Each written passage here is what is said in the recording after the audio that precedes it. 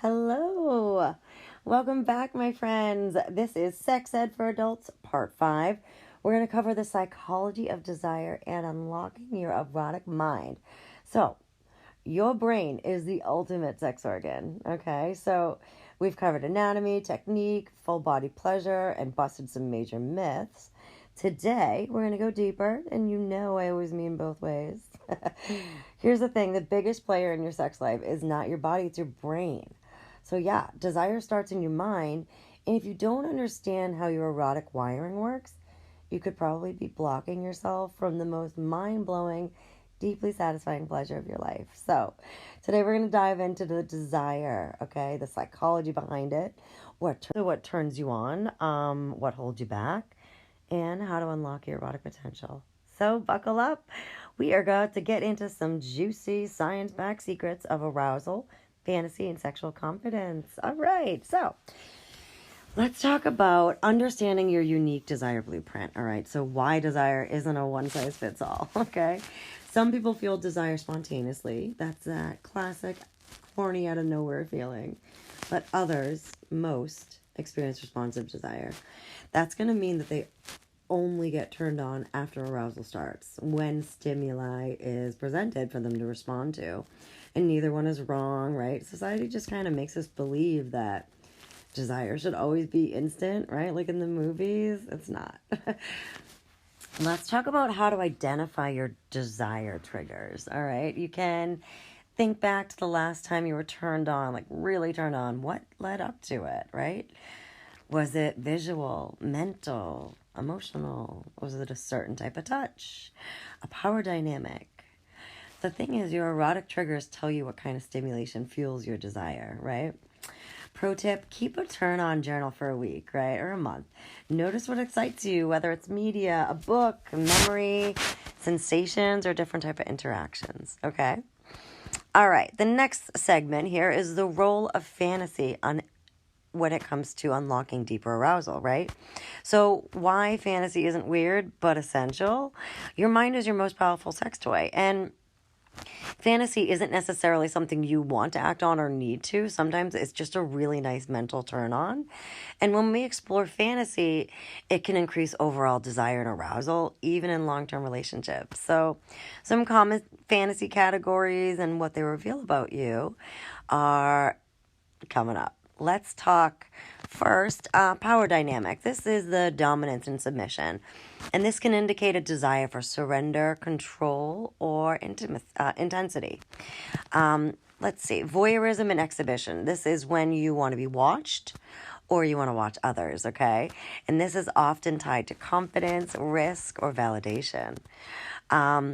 How about like some taboo or role play fantasies? So our brains love the forbidden, and these often stem from curiosity and not dysfunction, all right?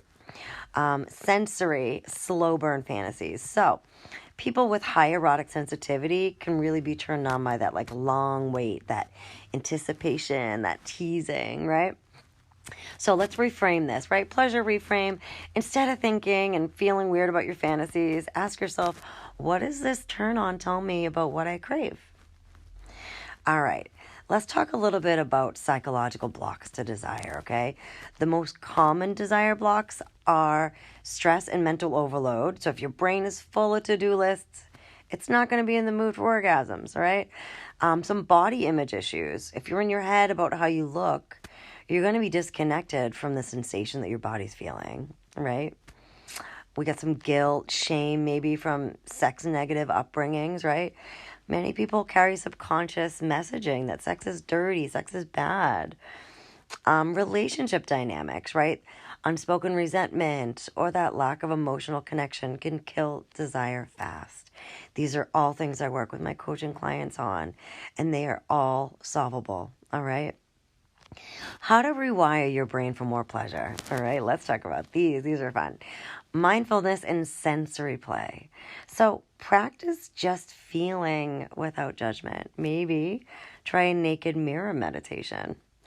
Erotic self-talk. So replace critical thoughts with affirmations like, I deserve pleasure. My body is sexy and powerful. And you can dirty talk yourself while you self-pleasure as well. I love that.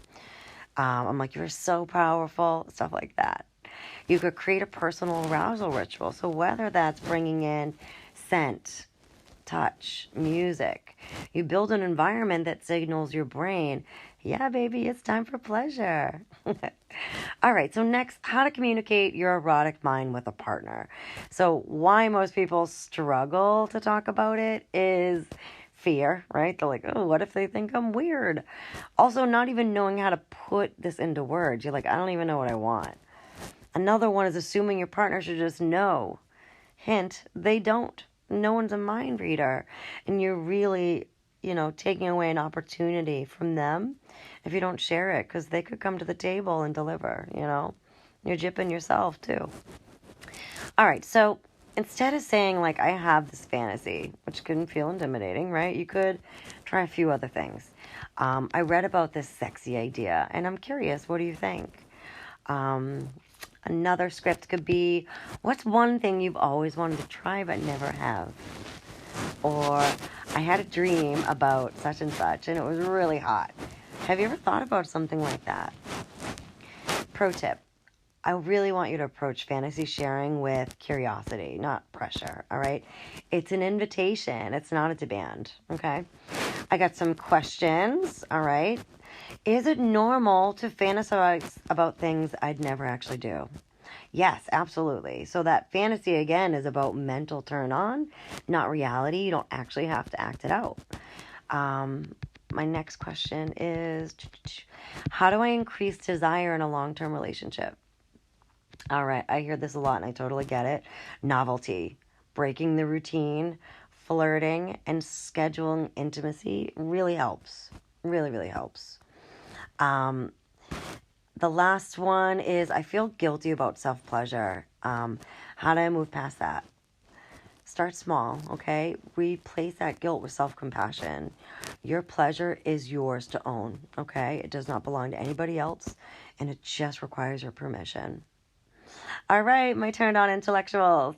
So today we got into the science, the power of fantasy, and how to rewire your pleasure mindset. All right, knowing isn't enough. You got to put it into practice. Here's a few invitations for homework this week for you. Number 1, keep a track on what excites you, right? Maybe do a turn on journal. Okay, do this without judgment. Number 2, you could try a guided erotic meditation where you focus on breath, imagination, sensation, slowness, presence. Number 3, have a playful fantasy conversation where you can open the door to deeper pleasure and connection. So, my friends, if this episode maybe unlocks something for you, share it with someone else who needs it.